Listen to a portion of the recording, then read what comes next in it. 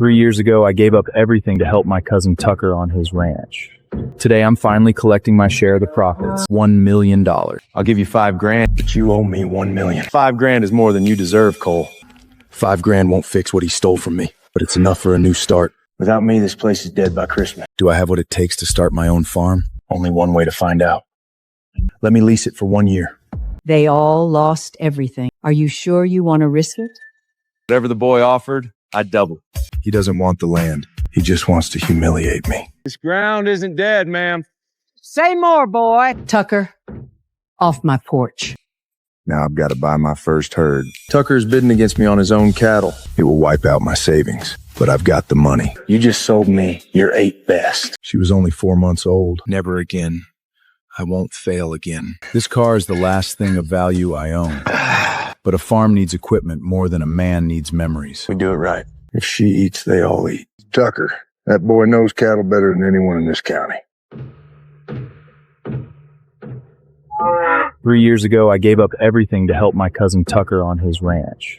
Today, I'm finally collecting my share of the profits, $1 million. Change of plans, Cole. This farm doesn't need you anymore. What about my money? Fine. I'll give you $5,000, you limp dutt. Now get lost. But you owe me $1 million. $1 million?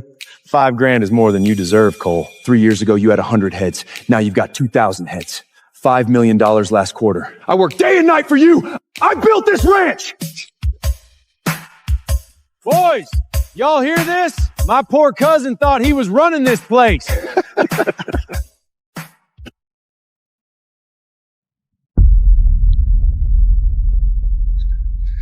I promise you, $5,000 is more than your work was ever worth. Pick up your money.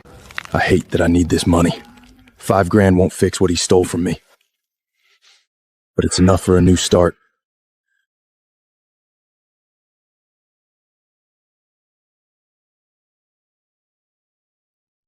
Got something to say, cousin? Without me, this place is dead by Christmas.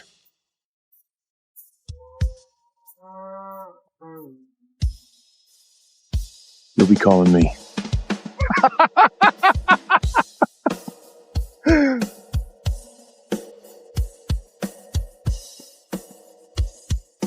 The hell I will.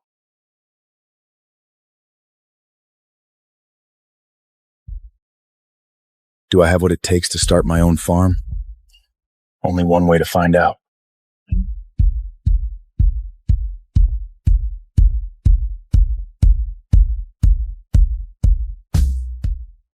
Hey, Jefe. This land is shit, Jefe. Waste of money. We'll see. Nothing will grow here. Mark my words, gringo. I said, we'll see. Everyone else sees dead land.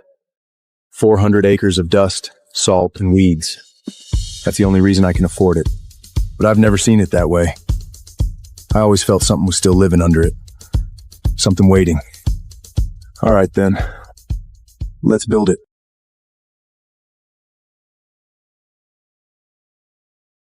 Are you going to stand on my porch all day, or are you going to come in? Mrs. Holloway. Mrs. Holloway, your west section, 400 acres. Let me lease it for 1 year. You're Hank's grandson, the poor one. Yes, ma'am.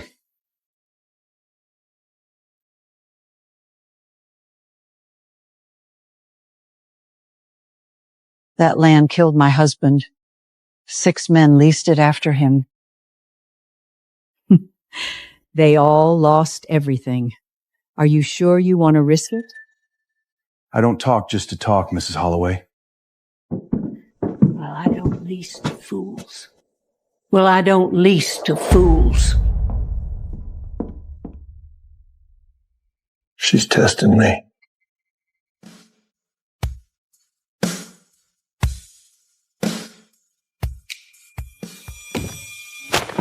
Mabel, heard you were taking offers. I don't recall asking you over, Tucker. Whatever the boy offered, I'd double. 15,000. Tucker can afford any land he wants. So why fight me for this dead pasture? He doesn't want the land. He just wants to humiliate me. Go home, cousin.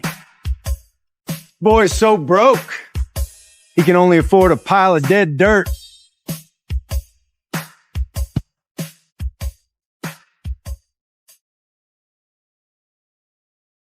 This ground isn't dead, ma'am.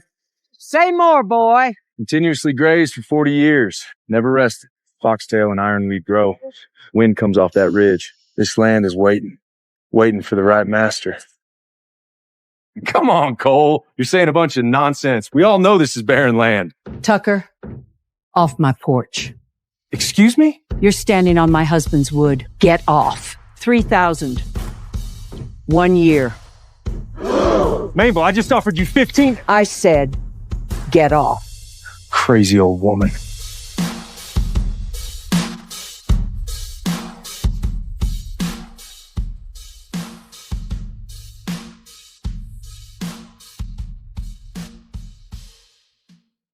My husband Henry kept this for 30 years.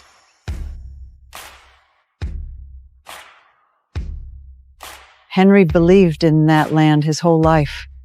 Maybe this will help you prove he was right. With a $3,000 lease, I've got only my savings and the extra $2,000 from Tucker. So I've got to make it work somehow.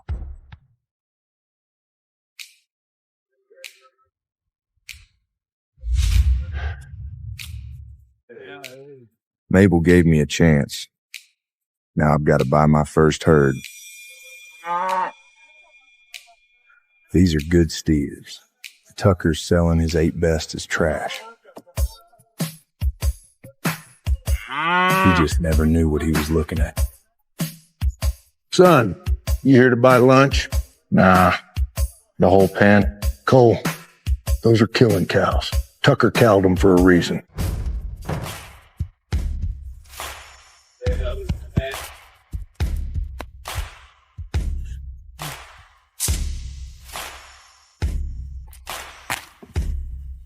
Tucker's burning my money. He thinks he's pricing me out.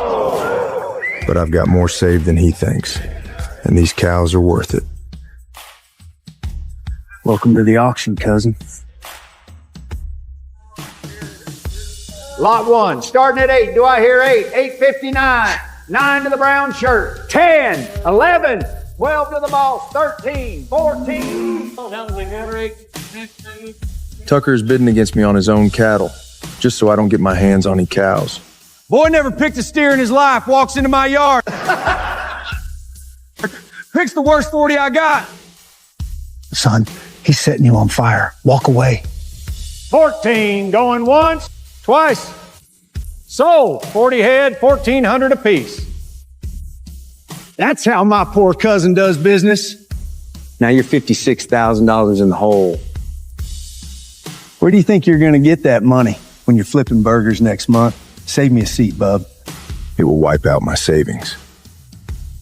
But I've got the money. Thanks for the cattle, Tuck.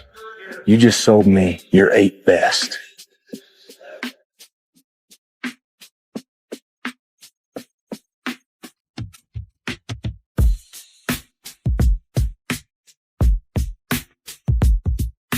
That'll do.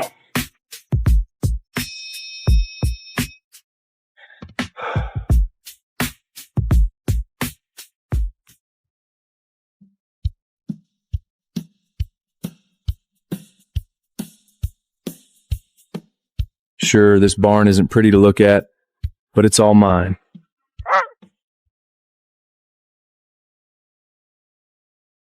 Hey, Pop, come here then.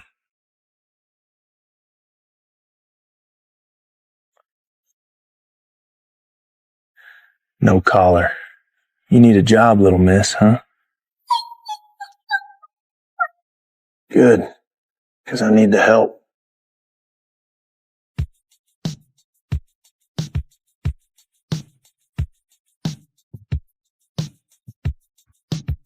I memorized Tucker's breeding records, bone structure, genetic line. He never looked. 4 of these 8 came from the line he gave up on, easily worth twice what he charged me. Tucker, you dumb son of a bitch. Let's show that jerk what we got, okay, Annabella? Henry's notebook has a plan for this land. Cut the 400 acres into 40 paddocks. Move the herd every few days. Let them eat one patch while the other 39 rest. I've got a solar panel to keep the electric fence powered. If I just keep going, I can finish this electric fence by tonight. I'm so close.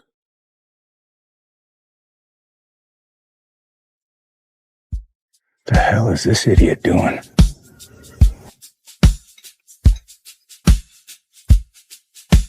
He bought my cuts. Split that dead pasture in little squares and thinks he's building a ranch. Yeah, boss. He's gone crazy. Dale, bet you a case of beer he doesn't last 90 days. White and the sky so blue. I got a heart that's born to be true. First test. Get him calm. Get him eating. Riding through the wild with the wind in my hair. Ain't no change going down to the plains. I'm living my dreams out here in the west where the air.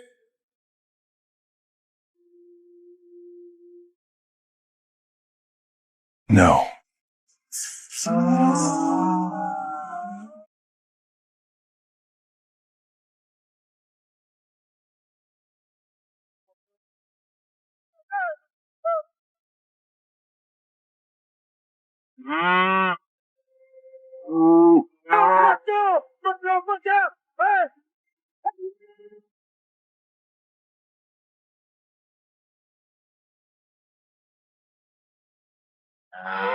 $38, $39. Where's the last one?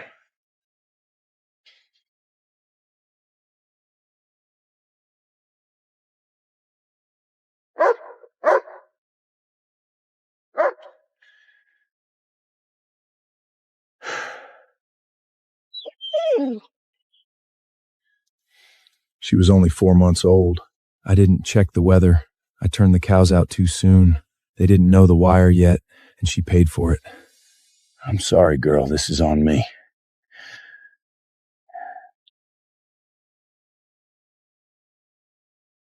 Never again. I won't fail again.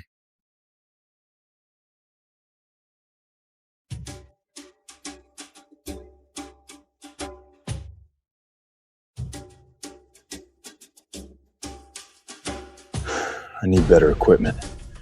That electric fence didn't last long.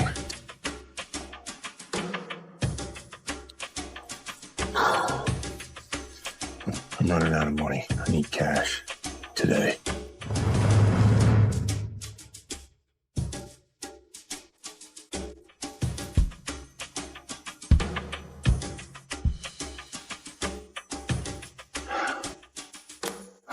This car is the last thing of value I own. My father rebuilt the engine with me when I was 16. I swore I'd never sell it. But a farm needs equipment more than a man needs memories.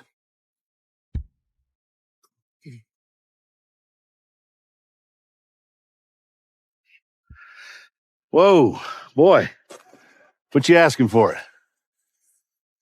What can you give me? A car like this, you're looking at 45 grand, maybe 50. If you can give me cash today, you got a deal.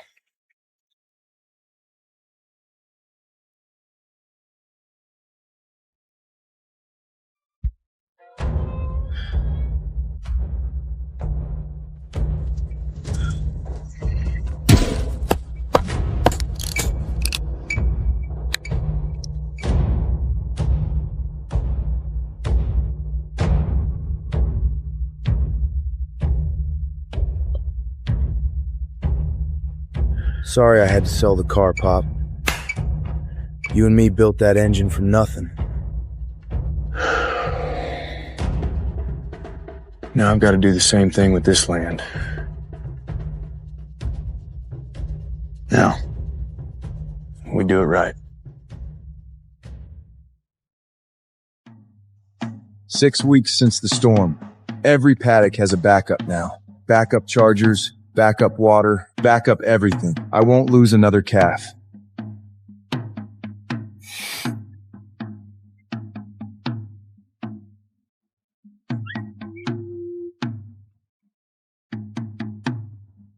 Morning, cousin.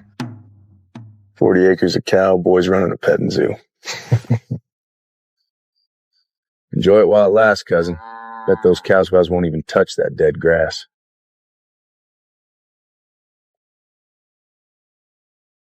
She's the weakest one. If she eats, they all eat.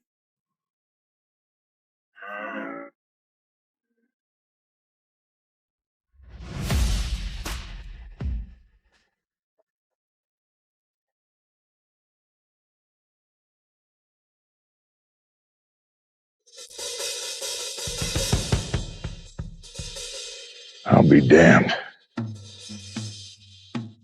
Tucker, that boy knows cattle better than anyone in this county. Huh. Go throw another cold one back, old. Better than your daddy did. Better than you ever will. Drive. Boss. Drive!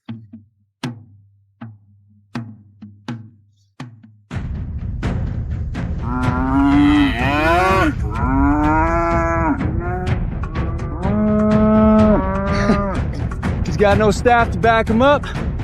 Gonna be an easy job, brother.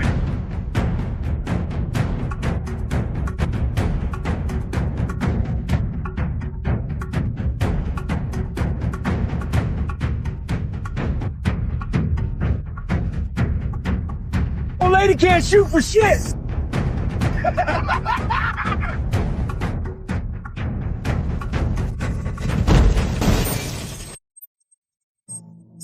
What the?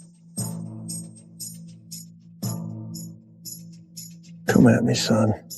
Just try me.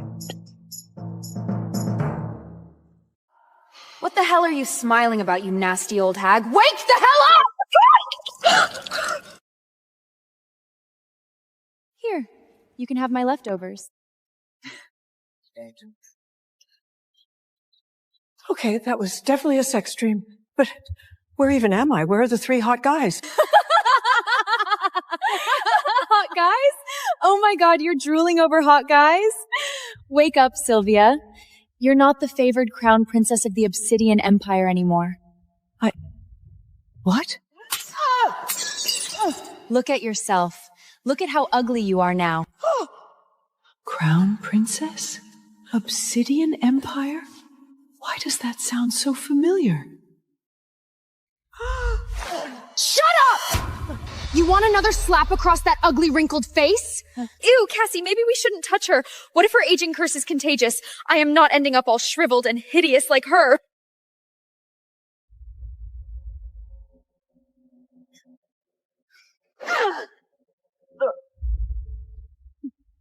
You're right. Even talking to her feels like bad luck. Time to choose our beast mates. Come on.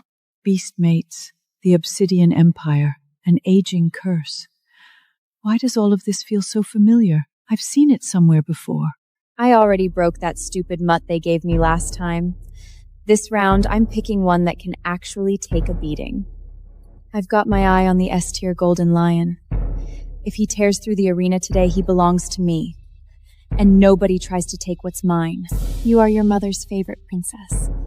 Nobody would dare to cross you. Under the new law, every princess of age has to claim a beast mate today. If you refuse, it will be a death sentence. By the time this old bot crawls to the arena, the ceremony will be over. Sylvia's dead either way. Holy shit. I know what this is. This isn't a dream. I got sucked into that trashy comic I was reading before bed, claimed by the beast mates. And I'm the doomed princess. Same name, same face. She used to be the Empire's favorite eldest princess, until an aging curse turned her into this. Her body aged faster and faster, until it finally gave out. No! No freaking way! I am not dying in this stupid comic. I have to choose my beast mate right now. If I miss that ceremony, I'm dead! Thank God I made it. Climbing all those stairs in a 70-year-old body is brutal. What? the hell? What the hell?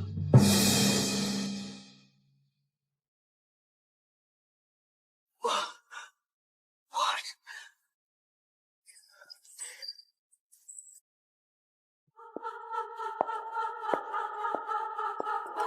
Well, look who crawled out of her own coffin. Those 3 bottom-tier losers are still sitting down there unwanted. Go on, Sylvia. Pick from the scraps.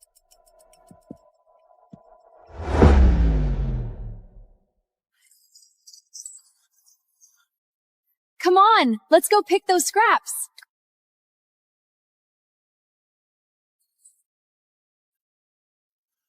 Oh, wow. They're all pretty hot. How am I supposed to just pick one? So now you are being picky? Don't say I didn't warn you. If you don't claim a beast mate today, you'll be executed. Yeah, executed! Fine. Then I'll claim... Great. The Obsidian Empire has a princess who looks older than the Empress herself. She looks gentle. I hope she picks me. Keep staring at me, old woman, and I'll gouge your eyes out! How pathetic. Your own people despise you, and now even captured beast folk are rejecting you. Great. One looks like he's dying, one looks like he wants to kill me, and one looks like he might cry if I blink too hard. Genetic scan completed. Wait, what? Who said that? Who's this? Am I the only one who can see this floating screen? Host Sylvia successfully bound. Affinity system activated. What? An affinity system? Welcome, Sylvia. I'm your personal affinity system. Earn affinity from your beast mates, and you'll be able to unlock mysterious items, powerful abilities, and the chance to break your curse and get your youth back. Wait, you're saying if I make these guys like me, I can actually break this curse and get my 20-year-old body back? That's correct, Sylvia. The rules are simple. Turn your beast mate's affection into raw points, and trade those points for rewards, including age reversal. Okay, great. Love that. What do I do first? Selecting beast mates. Selection complete. Your assigned mates are Alistair, the White Dragon, Jax, the Black Wolf, Finn, the Lock Rabbit. Wait, all 3? You want me to... You want me to claim all 3 of them? Hey! Are you gonna keep stalling all day? Oh, don't rush her, Rosie. I'd actually prefer if she didn't choose at all. Guards! Seize Sylvia! She refuses to claim a beast mate! By law, she should be executed! No, no, no! Who said I was refusing? I'll take all 3 of them. She actually wants us? Oh, thank God. We're not going to be slaughtered? An old hack thinks she can tame me. If she knew I was the Black Wolf's deadliest assassin, she'd be dead from fear.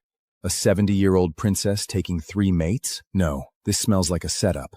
The Obsidian Empire is trying to expose my royal identity. I need to stay cautious. You said what? Are you out of your mind? I said what I said. I'm claiming all 3.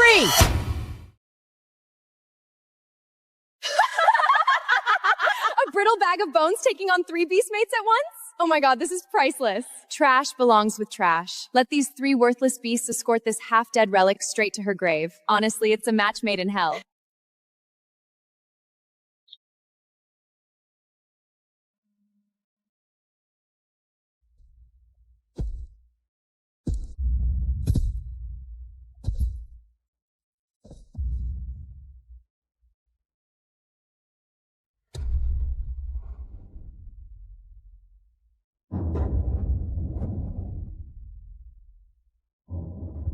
The bond is complete. You're my beast mates now. Let's get out of here. Congratulations, Sylvia. 3 beast mates successfully bond. Displaying current affinity points now. Warning, please increase your beast mate's affinity points as soon as possible. Otherwise, your body will rapidly deteriorate and die. Got it. I need to make these boys love me, and I need to do it fast. My life literally depends on it.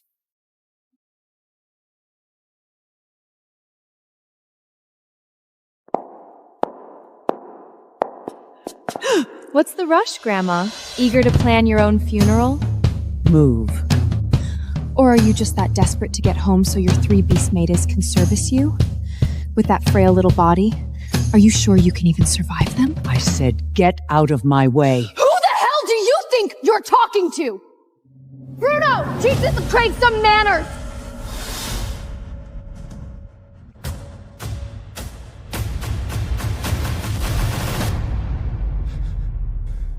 Go ahead and see what happens. She's just a useless old crone! Why are you protecting her? Useless or not, she's my wife. Back off, you stupid mutt. Bruno! You're an A-tier beast folk! How can you let some F-tier trash humiliate you like this? Knock him down! Wait, this black wolf was half dead in the arena. Why does he feel completely different now? This is out of line! Bruno! Rip that black wolf's damn hand off!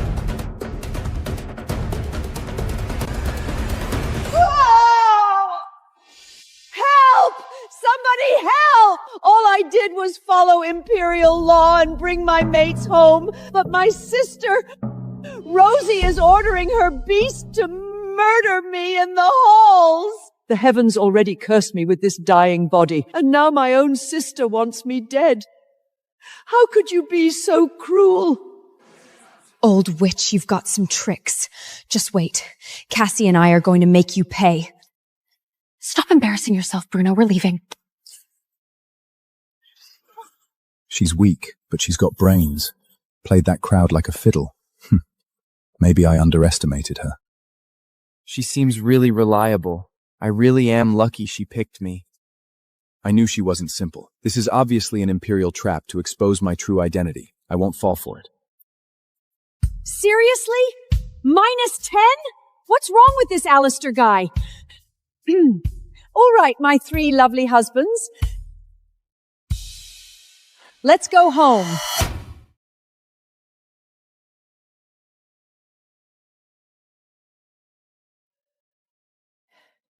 Welcome to, my home?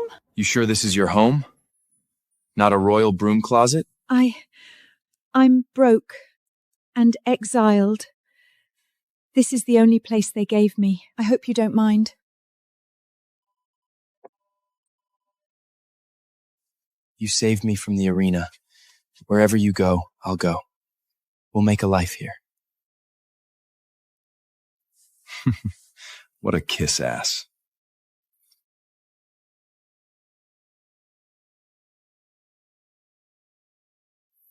Sylvia, you've had a long day. Here, sit down and take a rest.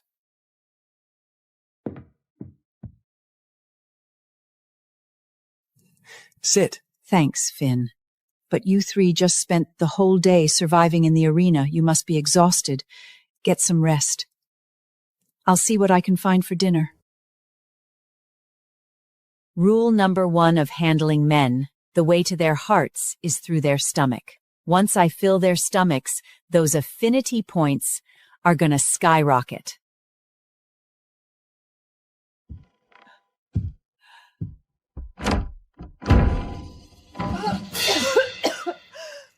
Are you kidding me? Even a rat would starve in this place. I just made this grand speech about taking care of them. And now what? What am I supposed to feed them? Dust? Vibes? Feminine optimism?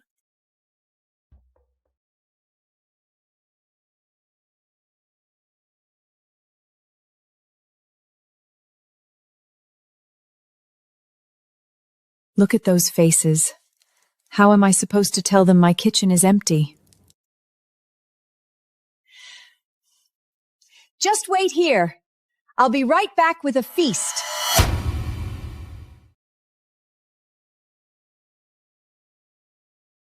Please, no matter what Cassie says, I am still a princess of this empire. My beast mates are wounded. They need food. Hey, everyone, hear that? Our dear old grandma princess has one foot in the grave, and she's still trying to keep her boy foits fed. Some of the favored princesses drank too much tonight. They threw up plenty of good stuff in that barrel. If you're really that hungry, go ahead and treat yourselves.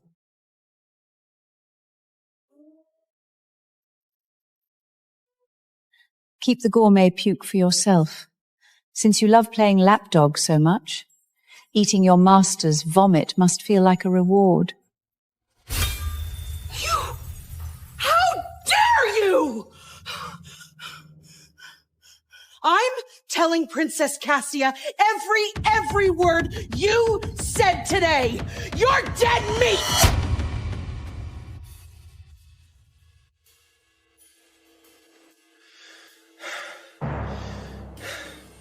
She's been gone forever. What, did she run off? Run off where? Honestly, expecting handouts from some old woman who can't even feed herself? You two are pathetic. She wouldn't abandon us. I trust her. And if things get really bad, I can just shift into my rabbit form. You guys can eat my meat to stay alive. Shut up!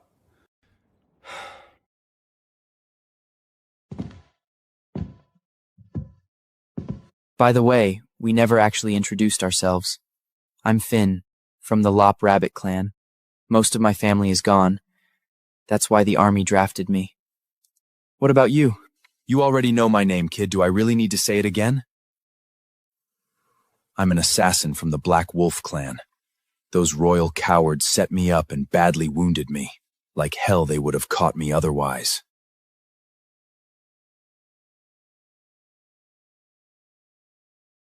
Alistair. Just a drifter. A drifter? You're a dragon. There's no way you're some nobody. What, do you think we're stupid?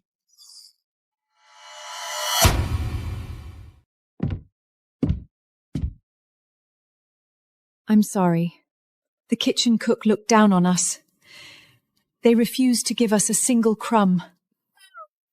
But don't worry, I'll figure something out. Worst case, I'll go out to the city square and beg. It's all right, Sylvia. We can eat later. Please don't be so hard on yourself. She's a literal princess, and she's willing to swallow her pride and beg for us. No one has ever cared about me like this. Beg? Are you insane? How could I let my woman beg on the streets for my dinner? Absolutely not!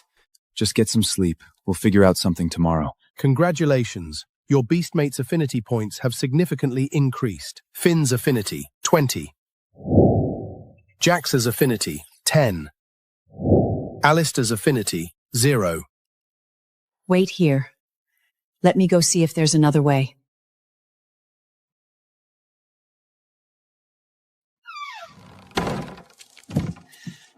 Oh, think, Sylvia, think. What am I supposed to do now? Survival crisis detected. Sylvia, would you like to exchange your newly earned affinity points for a special item? Does it have actual food in it? Processing exchange. Transaction successful. Please open the box in front of you.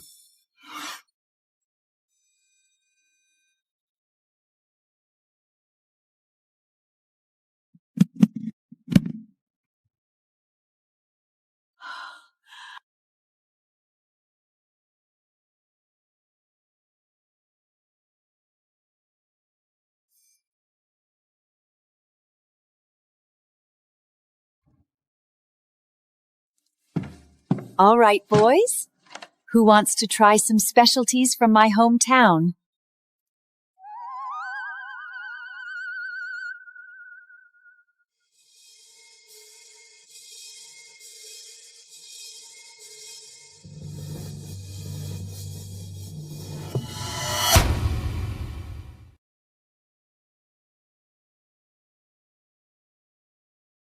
What are these? Some kind of new human invention? I've never seen food like this before. It's got meat, cheese, and veggies. Sylvia, you're so good to us. You're broke. Where did you even get all this? Are you sure it's actually safe to eat? Relax and eat up. It's not poisoned.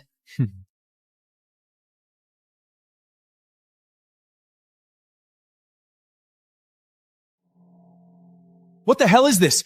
The meat is juicy, and this sauce is unreal. I've never tasted anything like it in my entire life.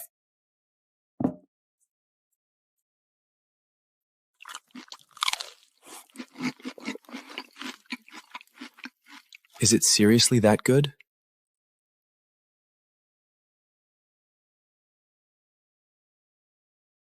Even the beast folk royal kitchens don't serve food this incredible. Where did she get all of this?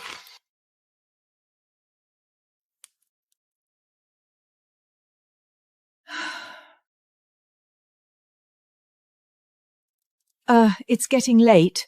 We should probably sleep. Maybe we should get some rest. There's only one bed, so you three might have to find a spot and make it through the night.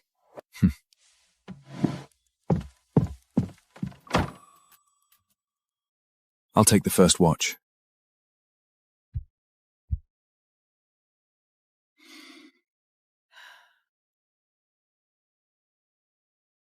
Jack stepped up and saved Sylvia. And Alistair's ridiculously handsome. In a chaotic world like this, a low-tier rabbit like me have to work harder to win her over. It's freezing in here tonight. How do you expect to sleep alone? Let me warm your bed, Sylvia.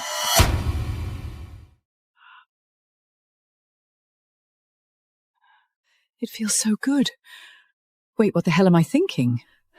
Are you out of your mind, Rabbit? You're seriously hitting on the old hag? You might break her hip. Shameless. Finn, let's not rush things, okay? Just let my old bones get some peaceful sleep tonight.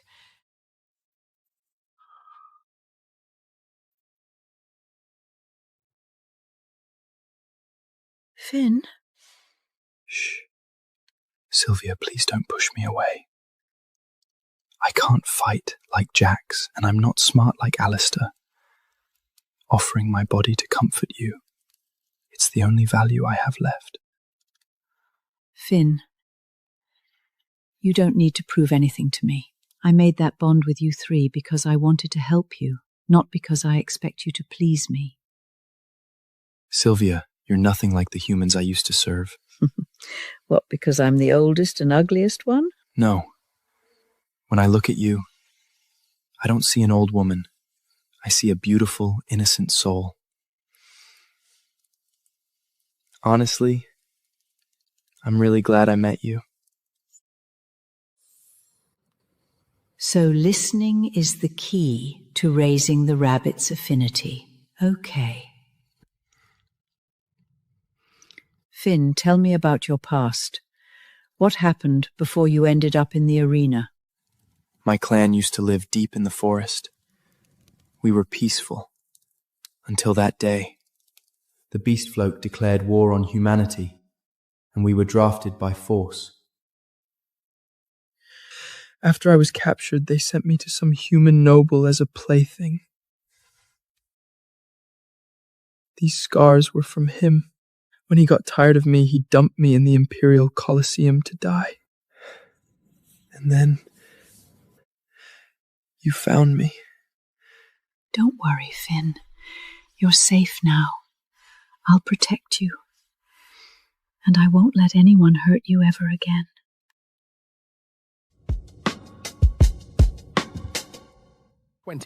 Alistair, 5. Milestone reward, age reversal.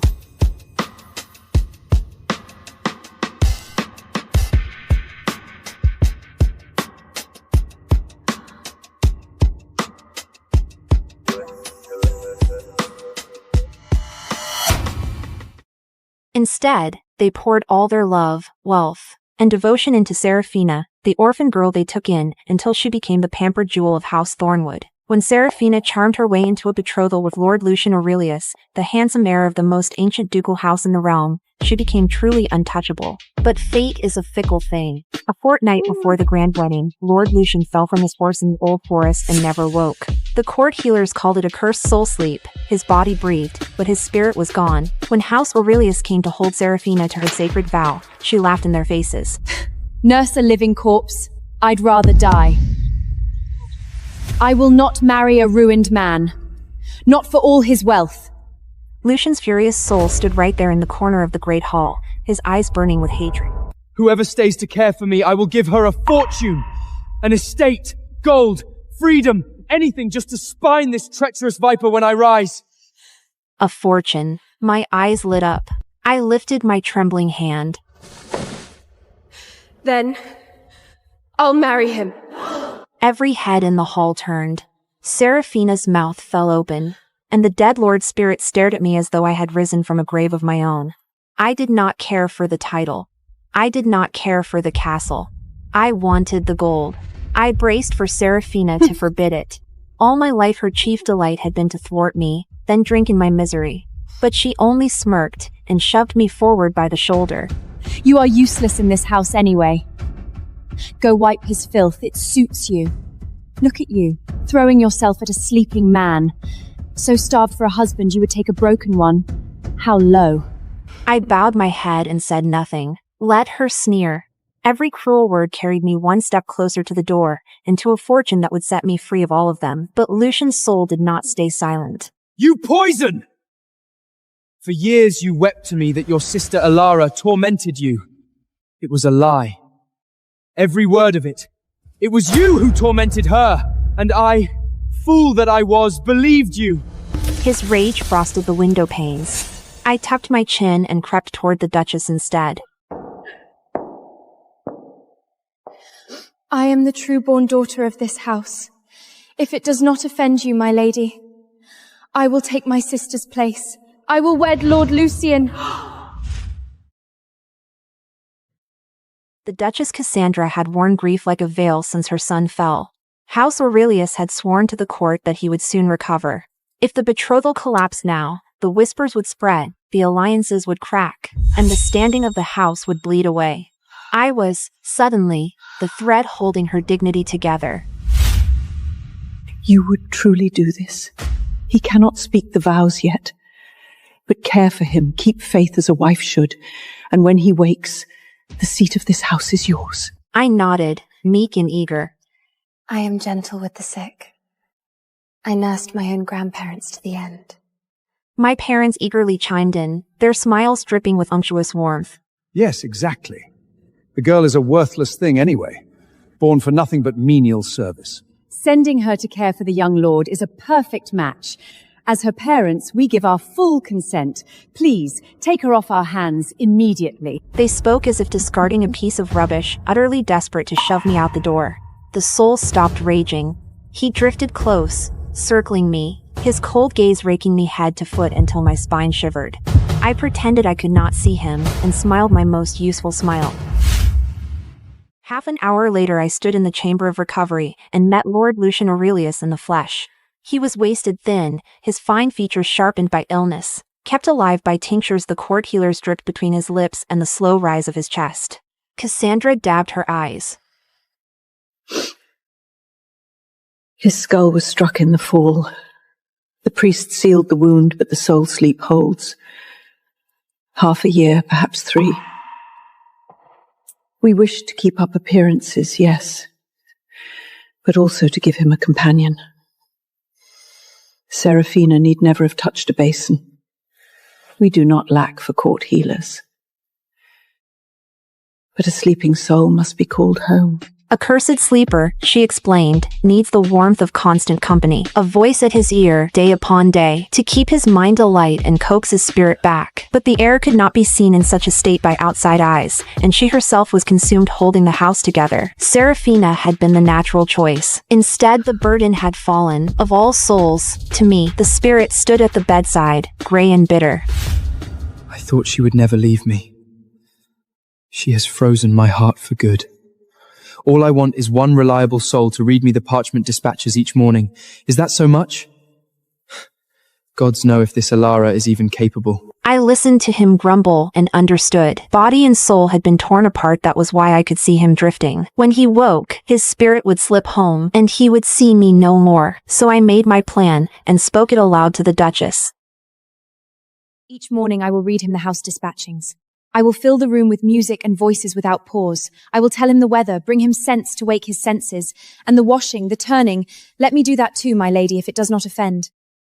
It will help us grow familiar. The Duchess and the ghost both took it for empty promises. Neither believed a death-touched girl could be so patient, so thorough, so kind. By the next morning, they would learn otherwise. When the Duchess came to the Chamber of Recovery the following day, she stopped in the doorway and stared. I had already shaved Lucian's hollow cheeks smooth, so that he looked less a hollow shell and more a sleeping lord. A traveling minstrel's tune drifted from the corner. On the table, a pot of spiced fruit steeped, its sweetness drowning the bitter reek of healing herbs. I sat at his bedside with a ledger open across my knees, reading the house accounts aloud in a clear, steady voice, pausing now and then to murmur an aside as if he might answer. And in the corner I had built myself a narrow cot, so I need never leave his side, day or night. Cassandra pressed a hand to her mouth. Child, you may sleep in the castle proper. You need not stay here. I only smiled. So long as I never had to sleep again under my parents' roof, I would gladly sleep on stone. My lady, staying close strengthens the bond between us. It will help call him home. When she had gone, I stole a glance at the ghost. The gray had eased from his face. He watched me with something almost like wonder. Seraphina was raised soft. She would have made a wretched nurse. This Alora is steadier than I thought. Perhaps the curse did me a kindness. I went on about my work, dusting the sill, trimming the guttering candles, humming an old cradle song under my breath because silence felt cruel to a sleeping man. The ghost trailed me corner to corner, no longer cold, only curious, as though he had never in his gilded life watched anyone labor on his behalf without being paid or commanded to it. She does not even know I am watching, and still she is gentle.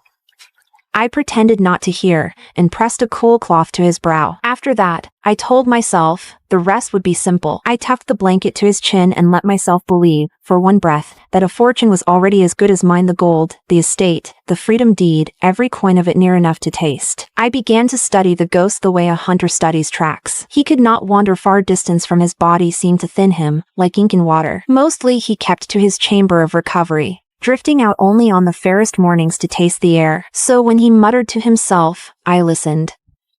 How did she know I love the old operas? She has done her reading. Not bad. Now if only she would learn that I despise apples and crave the blue-veined cheese from the West Cellar. Every day, apples. I am sick to death of apples. The next morning I went down to the cold cellar myself, and came back cradling a wheel of cheese so pungent it cleared my own eyes. I unwrapped it slowly at his bedside, smiling at his sleeping face. My lord, shall we see how well this one has aged? The reek bloomed through the room, foul and forbidden, the very thing no proper noble air would admit to loving. The ghost's eyes lit like a starving man's. Months. I must wake. I must wake and devour a whole wheel with my own hands. And as he spoke, the blessed water in the court healer's silver basin beside the bed, placed there to trace his life force, stirred with one faint, climbing ripple. I broke a piece of the cheese and ate it where he could see, sighing with pleasure. Do you know, my lord, this is the first fine thing I have ever tasted.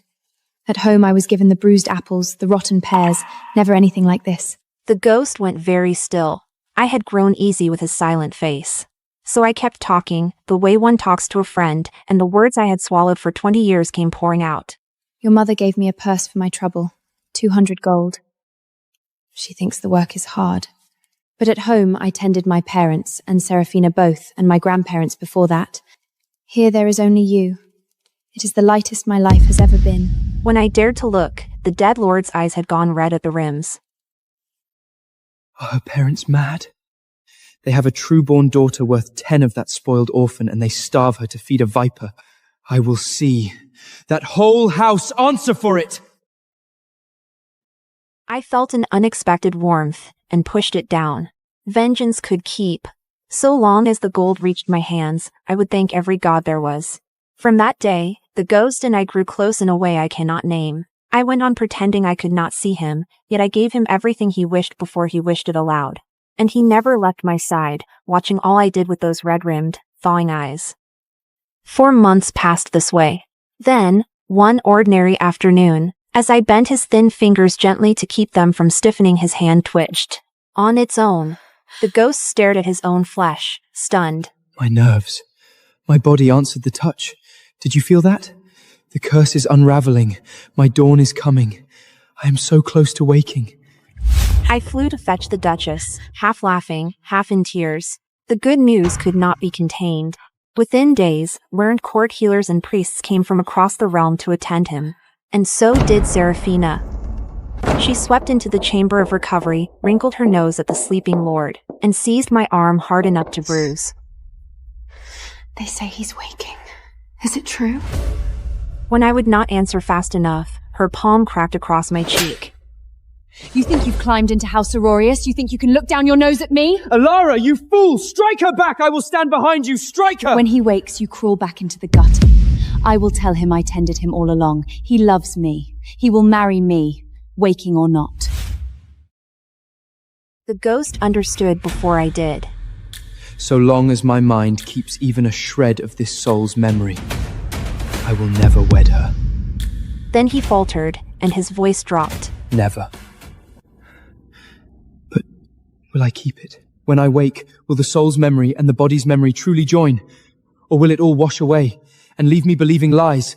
If I forget, if I rise and think Seraphina was the faithful one, gods, what then? I rubbed my stinging cheek and felt my own dread answer his. Whether he married Seraphina or a stranger was nothing to me. But if she stole the credit for my 6 months of toil, my fortune would vanish with it. The ghost suddenly brightened. My mother. She has seen Seraphina's true face. She will swear it was you who stayed. As long as she lives, Seraphina cannot rewrite this. But Seraphina was not finished. She went straight to the Duchess and spun her web. You know his heart, my lady. He chose me. When he wakes, will you truly force him to wed some stranger he does not know? He has cheated death. As his mother, you should support his happiness, not meddle in his marriage. And to my horror, the Duchess wavered. She drew me aside, her face heavy with apology. He will not know who tended him in truth. If I say it was Seraphina and they wed as everyone expects, it spares the house a scandal. I will compensate you richly. Only hold your tongue, and no one need ever know it was you. The ghost raged in my ear. Alara, have you no spine? Why hand your triumph to that snake? I wanted to fight. I did. But I had been beaten down since I could walk. With no name, no power, no one at my back, what could I possibly fight with? The ghost looked at me. Cowards! Every single one of you! My own mother trades my future for a piece of gossip. And you just bow your head. Alara, I will remember the truth on my own. Having swayed the Duchess, Seraphina took no chances. She fed the news to the court herself, summoning scribes and gossiping nobles to the castle gate. Under my devoted care, my beloved lord is waking at last. We shall seal our betrothal the moment he opens his eyes. Soon, I will be Lady Aurorius. I thank you all for your blessings. And the whole realm came to believe that Seraphina's deep, faithful love had worked the miracle. With every court healer's tending and the strength of Lucian's own will, his signs climbed. The color returned to his lips. His breath deepened. Before half a year had passed, the priests laid their hands upon his brow, traded grave looks, and declared his mind whole. He could wake at any hour. The closer that hour drew, the more manic Seraphina's smiles became. She believed she was about to successfully win everything, even though she hadn't cared for him for a single day. Alara, I pray I remember all of this when I wake. Gods, keep me from forgetting your kindness. Gods, keep me from mistaking that snake for my savior. I prayed for the same, but none of it was mine to command. Then came the morning I woke and the corner of the room was empty. No gray figure. No drifting voice. No cold. I understood at once. He was waking. I cried out for the Duchess and the court healers. Word raced through the castle, and Seraphina swept in with her scribes and witnesses on her heels.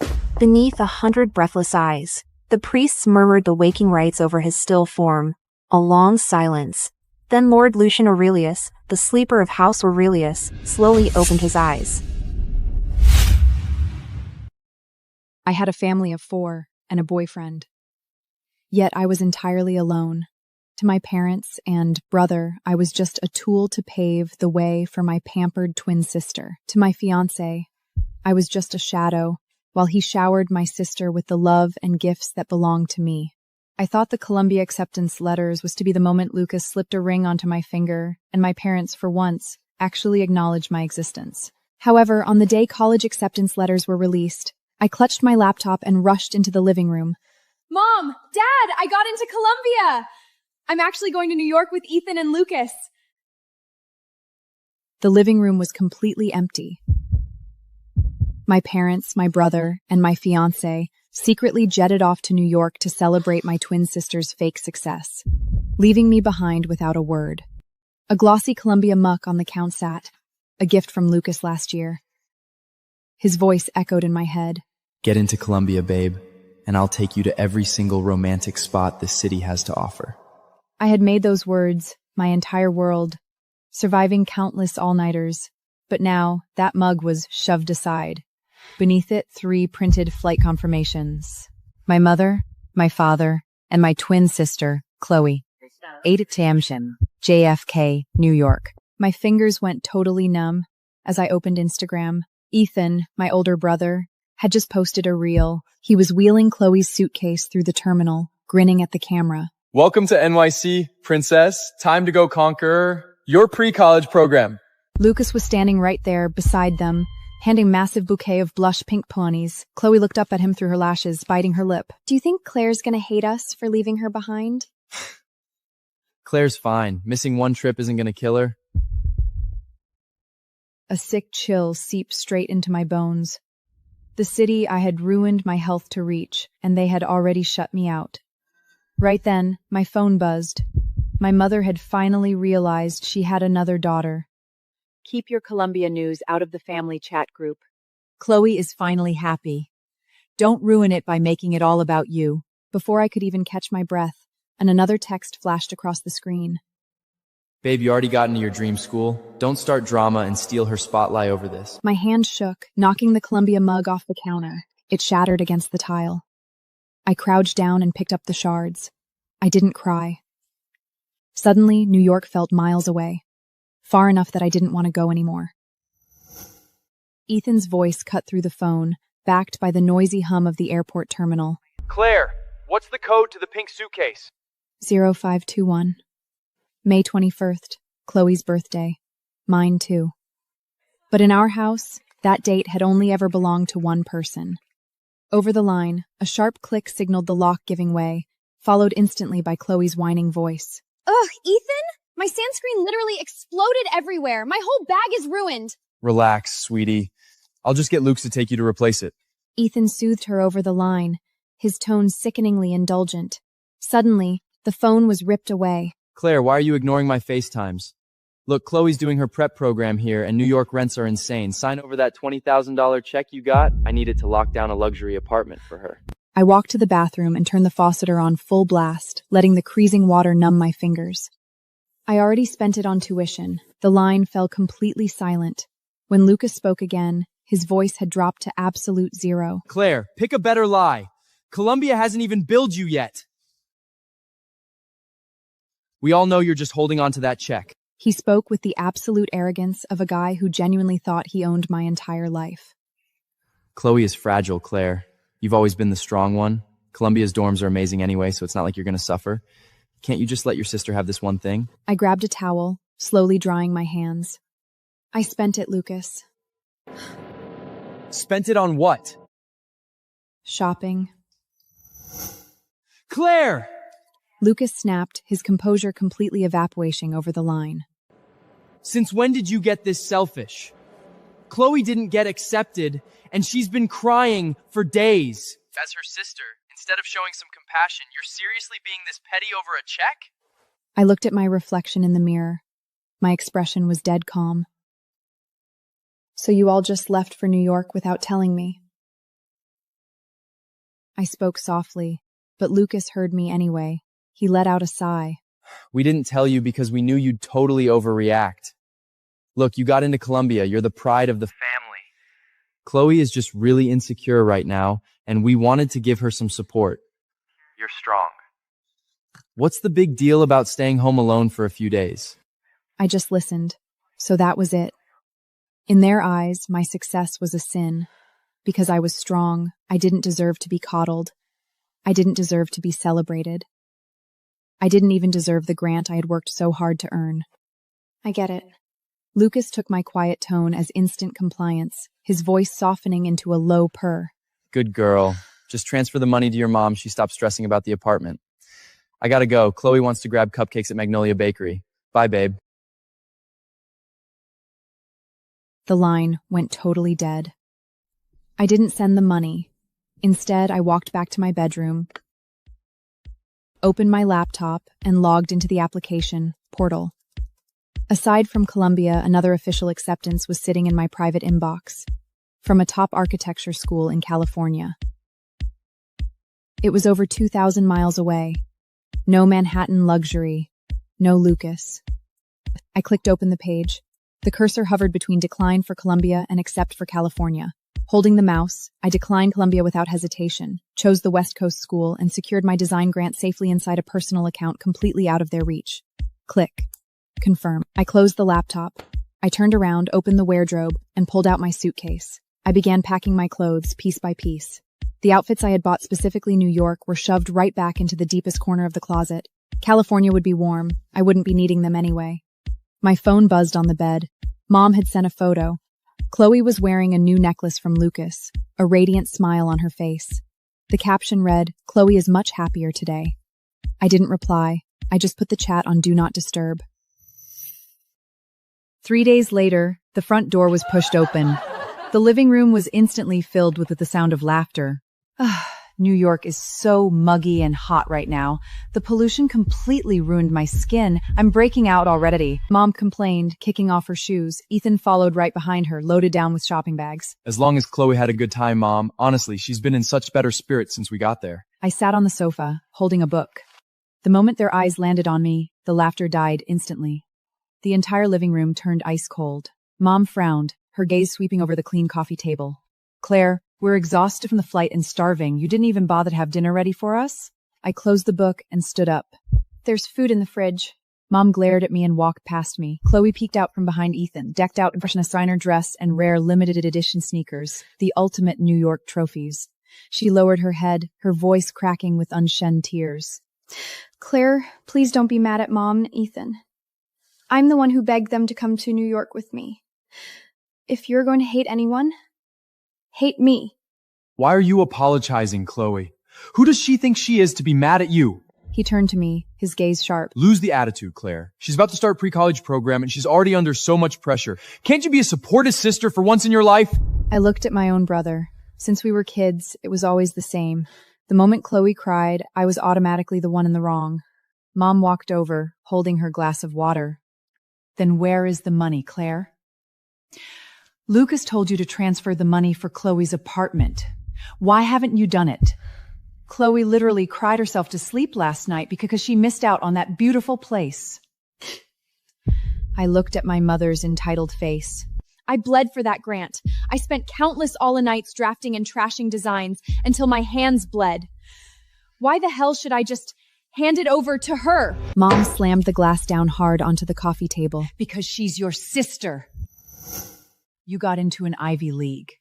You'll have no problem making money down the road.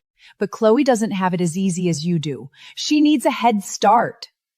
Is it really so much to ask for you to help your own sister? Right then, Lucas walked in. He was holding a sleek silver box. It was the latest drawing tablet, one I'd been eyeing for 6 months but couldn't bring myself to buy.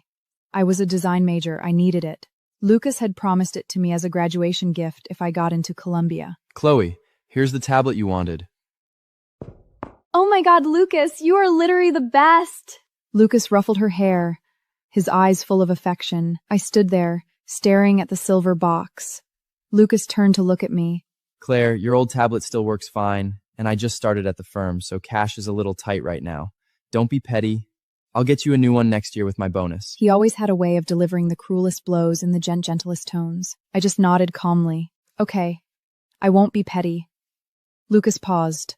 In the past, I would have fought him through tears. He thrived on my jealousy, loved seeing me hurt over him, just so he could toss me a bone and pretend to be the savior. But today, I said nothing. I just turned and walked toward my bedroom. The moment the door closed, I heard Ethan sneer outside. Well, at least she's finally learning to shut up and know her place. Leaning against the closed door, I looked down at my packed suitcase. Inside were only a few old clothes and my old tablet, its screen already covered in cracks. It didn't matter. California is bathed in sunshine. I no longer needed their artificial light. The celebration dinner was set for the weekend. They booked the entire ballroom at the city's most exclusive country club.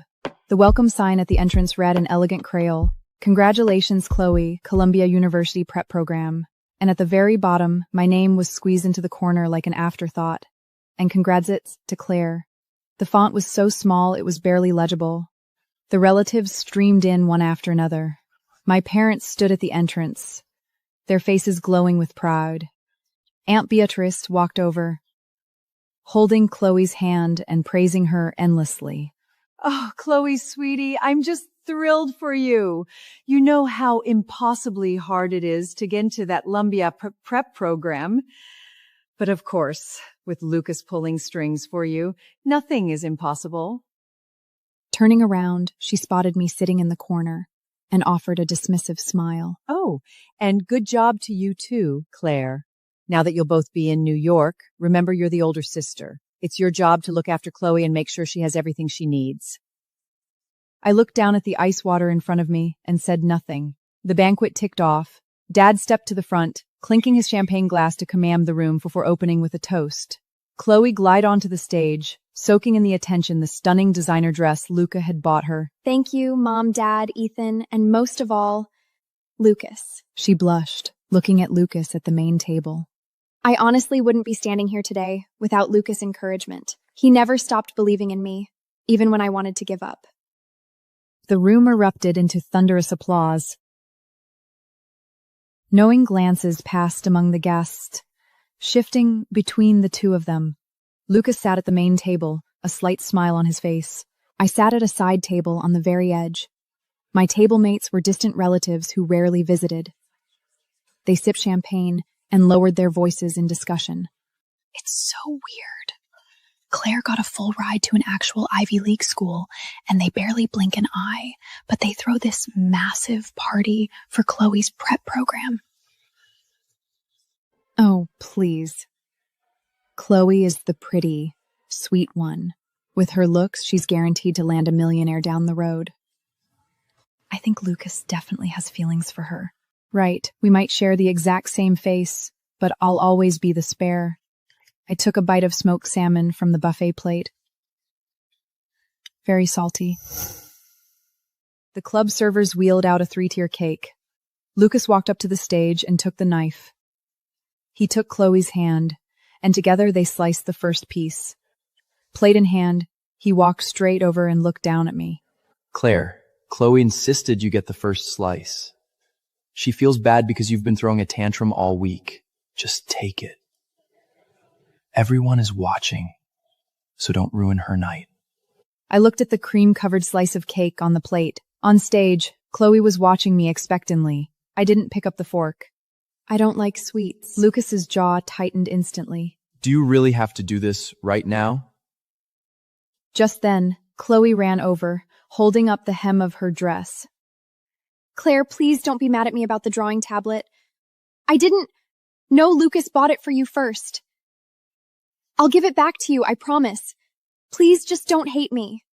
As she lunged for my hand, her elbow violently clipped the table edge. The plate tipped, and the frosted cake splattered brutally across the pristine white dress.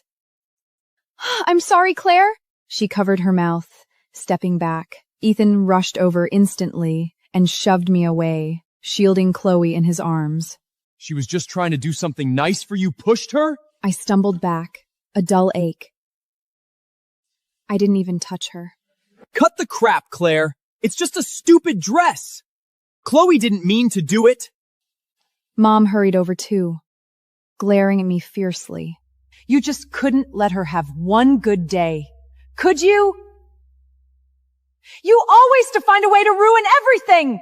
Looking at the ruined dress and the permanent stain, I felt the final string snap inside me. None of this mattered anymore. I didn't go to the restroom. Instead, I picked up my canvas tote bag from the back of the chair. Don't worry, I won't ruin your precious family moment anymore. I'm leaving.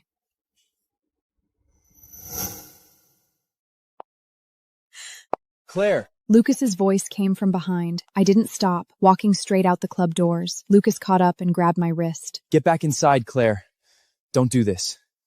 Everyone is looking at us. You are not going to ruin Chloe's night over a little drama. I stopped and turned to look at him. His shirt was slightly disheveled, messed up from when he was protecting Chloe just now. My dress is ruined, Lucas. So go sponge it off in the bathroom. It's not the end of the world. When did you become so bitter and vindictive? As it turned out, I wasn't even allowed to be upset over my own ruined dress. I'm not washing it. In fact, you can keep the dress. I'm done with it. I'm done with all of you. I pried his fingers away, one by one. Lucas stared at his empty palm, his brow furtling deeper. Where are you going? Home. I raised my hand, flagging down a passing yellow cab. As the car pulled away, Lucas's figure grew smaller and smaller in the rearview mirror. 2 days later, moving day arrived. From the crack of dawn, the entire house was turned upside down. A small mountain of Chloe's luggage blocked the living room, at least 7 or 8 oversized suitcases. Ethan meticulously cross-checked her packing list. Did you grab your winter coat? New York winters are no joke. Yeah. I got it.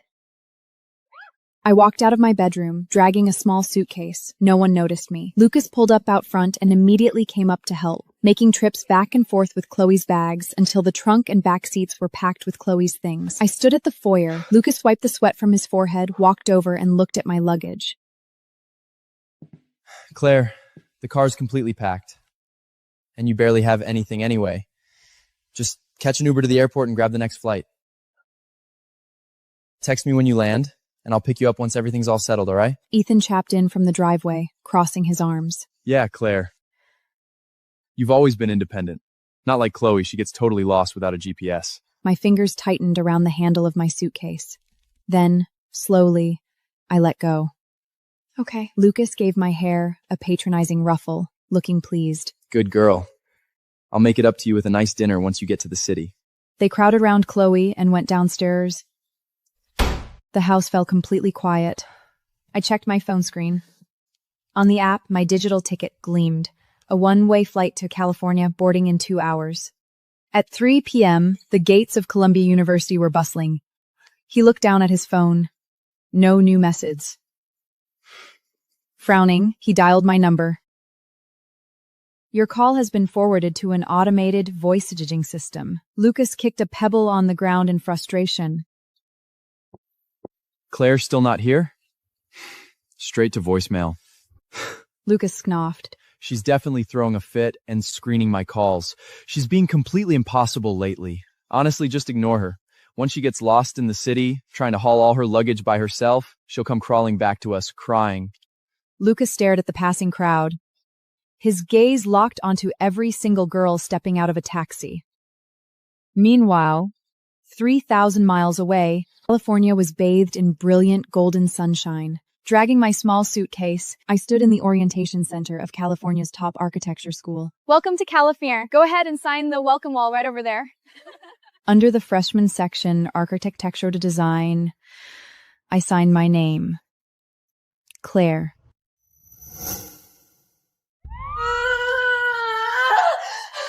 Miss Hunter, one more push.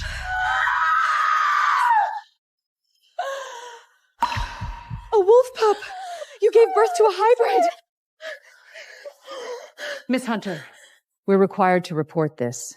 It's illegal for a human to keep a hybrid child. Please just let me look at my baby. Please.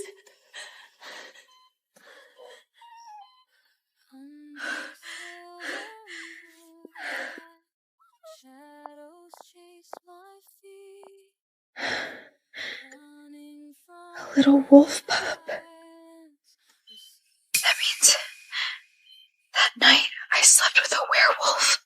That drink. Something's wrong with that drink.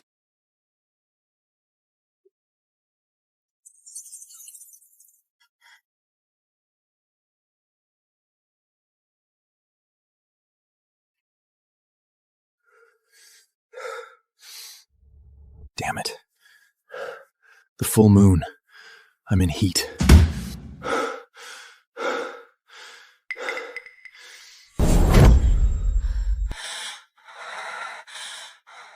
Help. Please. If the werewolves find out, they'll take you away from me. You'll end up in an orphanage, and I'll be killed. But that's never gonna happen.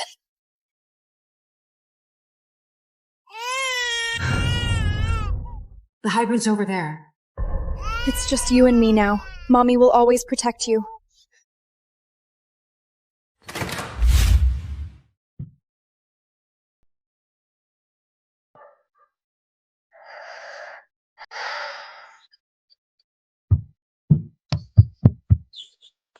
Good morning, Mr. Bird.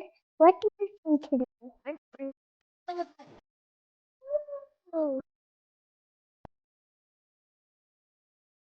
Sweetie, what did Mommy tell you about your wolf ears?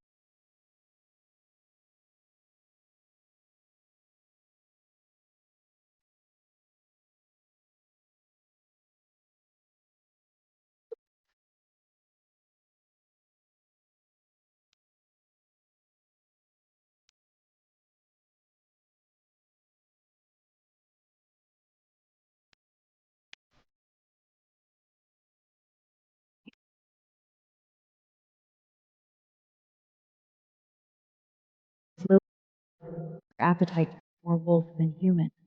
We live on charity dinners and soup kitchen leftovers. Are you hungry, sweetie? No, Mommy. I'm okay.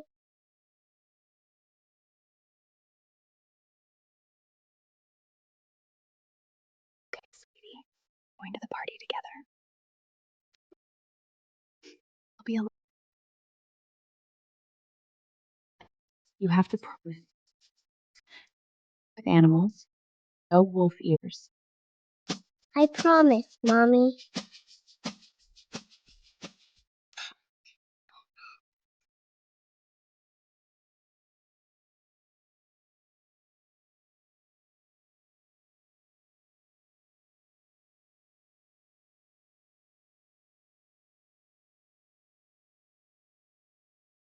Potter and Kristen.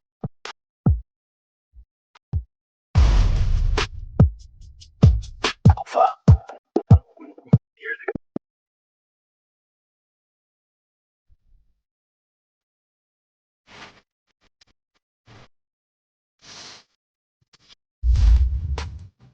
We're still digging. It was a ton.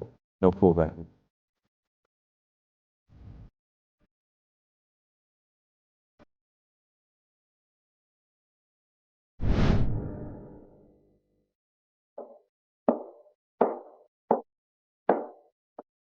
Killen, don't tell me you're still looking for that woman.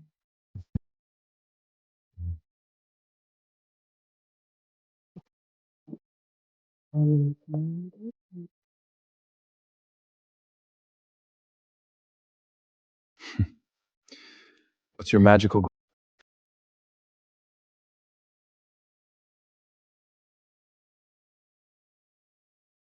The oracle said your firstborn will be the only female silver.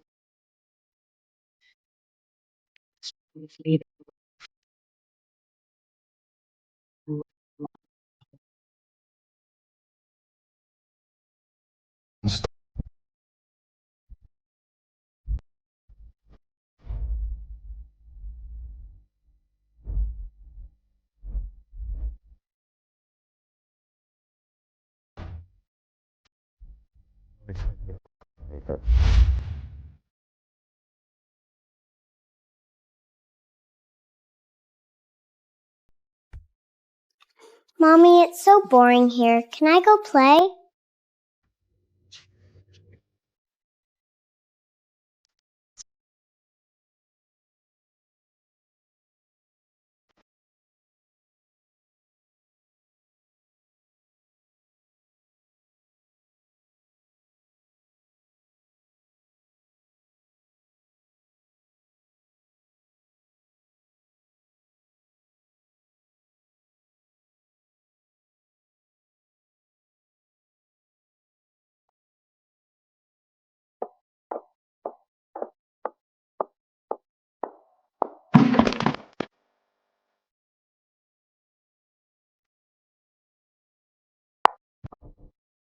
Bitch.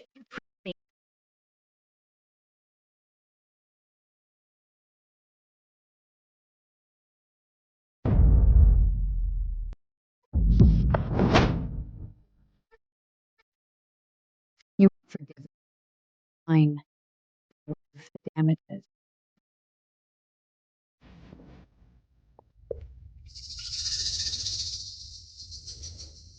All you have to do is drink it.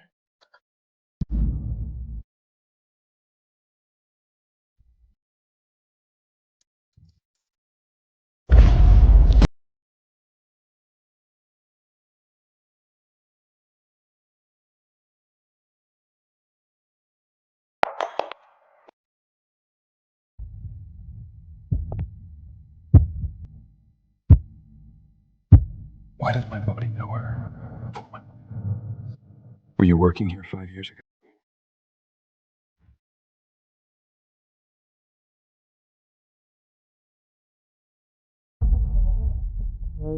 You don't know how to behave around royalty.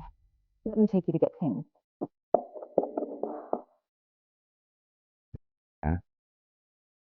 But she's not the woman from the room.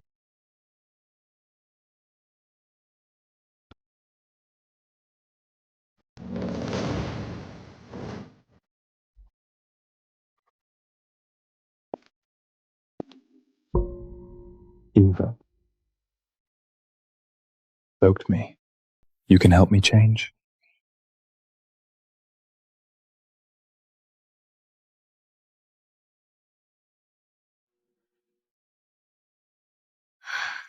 That body is unreal. Do you know why I brought you here? I have a beautiful name. Because you remind me of someone. She must be a great person. She owes me something.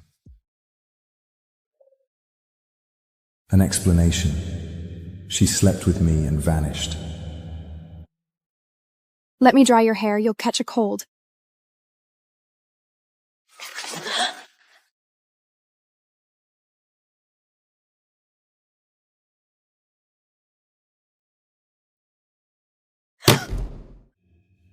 She's the only woman my wolf has ever responded to. Silver wolf ears. Just like Lily's. That night, it was him? A silver wolf. Just like Lily. Could he be her father? Did you just touch the Alpha King's ear? I'm sorry, I didn't mean to. I'm just used to doing that for my daughter. No. I almost told the Alpha King I have a hybrid daughter. My dog. So you're saying I remind you of a dog? No. Well, kind of. She's a Samiad dog. White fur, so obviously nothing compares to your silver fur. Werewolves are stunning. I got carried away. You really know nothing about werewolves, do you? Only kinsmans have silver fur. Only kinsmans have silver fur? That means Lily's father has to be a kinsman. Alpha, the party is about to begin. I'll take my leave, Alpha King.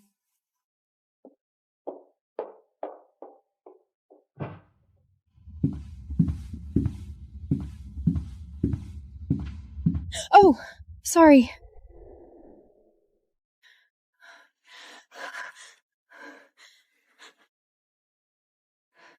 Well, well. Look who it is. Beautiful. Been a long time. Let me go. I'm a kinsman. We shared a drink together 5 years ago. Remember me now? It was him. He drugged me. He was the man I slept with. That's right, sweetheart. If you'd done a better job pleasing me 5 years ago, maybe you wouldn't still be scrubbing floors. No.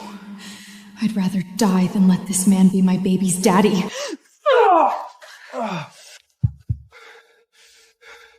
I will kill you for this! Mommy, I was so good. You didn't hear me once, did you? No, baby, you were so good. That's why Mommy brought you cake. I'll never let that monster near you. No one touches my baby. No one.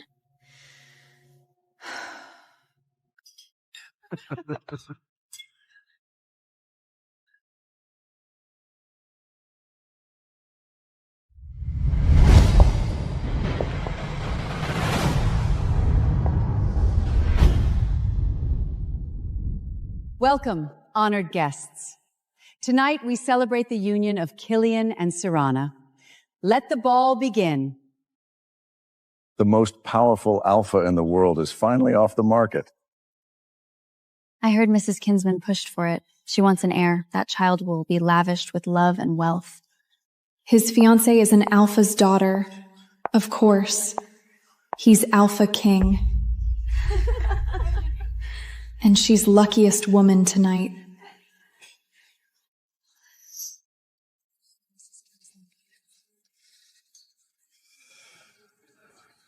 I could use a glass. Good evening, Alpha King. Careful not to soak me this time.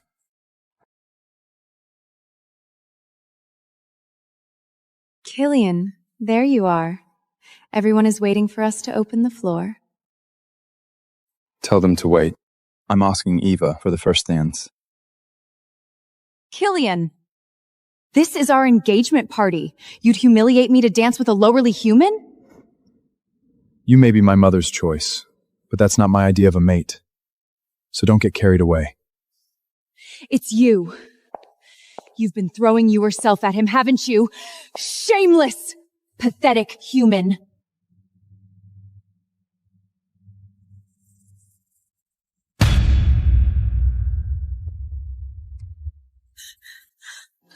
Did you just challenge my decision?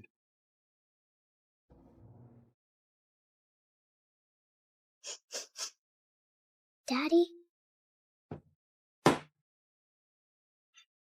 I smell Daddy!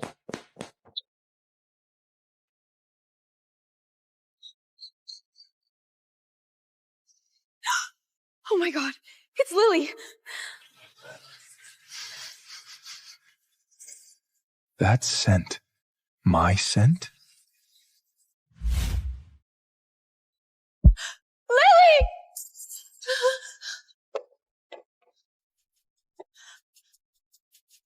Mommy! I smell Daddy! Daddy is here! Shh, baby, shh. You can't say that. But I want Daddy. I know, sweetheart, but we have to go.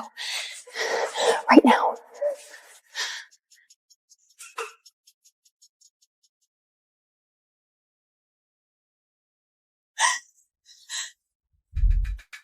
Leaving already, bitch? You think you can steal Killian from me? What are you hiding there? Security! This woman is a thief! I didn't steal anything. Search her.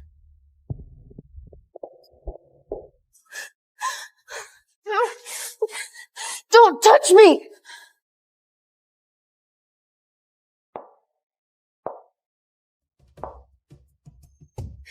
What